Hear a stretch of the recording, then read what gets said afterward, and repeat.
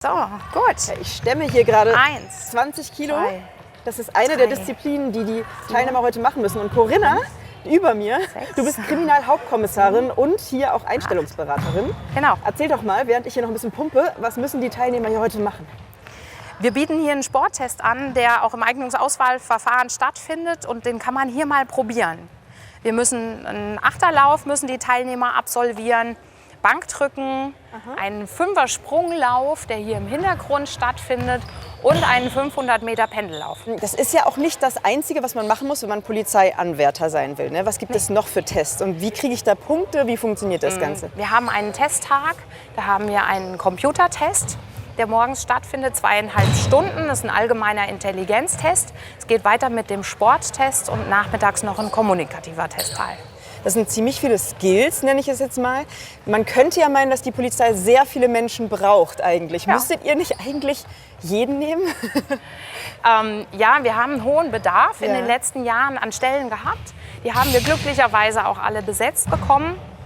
Aber wir wollen von unseren Ansprüchen nicht abrücken, denn es ist ein verantwortungsvoller Job und da wollen wir trotzdem an unseren Maßstäben festhalten. Okay, das ist nicht so ohne. Und wir wissen ja auch, ich sage mal, die Stellung in der Öffentlichkeit wird manchmal als eher kritisch gesehen in dem Beruf. Und es gibt ja auch an der Silvesternacht zum Beispiel, gab es ziemlich viele Bilder, Beamte wurden auch mit Raketen beschossen. Wie fühlt sich das an? Merkst du das im Berufsalltag, dieses Bild der Polizei? Das kann ich so eigentlich nicht widerspiegeln. In meinem persönlichen Bekanntenkreis ist nach wie vor ein großer Respekt auch vor der Arbeit der Polizei da. Mag sein, dass das hier eher im ländlichen Bereich, aus dem ich komme, so ist. In Großstädten vielleicht anders. Wir hoffen das nicht, weil es ist ja nach wie vor auch ein vor allem sehr, sehr wichtiger Beruf. Und jemand, der heute auch dabei ist, hier beim Test, ist der Barisch. Hallo. Hi. Du hast schon einiges hinter dir. Wie war es bisher? Sehr anstrengend, hat mich auch sehr überrascht, dass das mich so gefordert hat. Ich bin auch sehr sportlich aktiv eigentlich, aber also es ist wirklich sehr anstrengend und man sollte sich definitiv darauf vorbereiten. Polizei heißt ja jetzt nicht unbedingt Blumen pflücken gehen, ne? Also es ist ein harter Beruf. Warum möchtest du Polizist werden? Also vor allem, weil man Verantwortungsbewusstsein mitbringen muss. Die Teamfähigkeit bei der Polizei hat mich auch nochmal so dazu überzeugt, auch Polizist zu werden.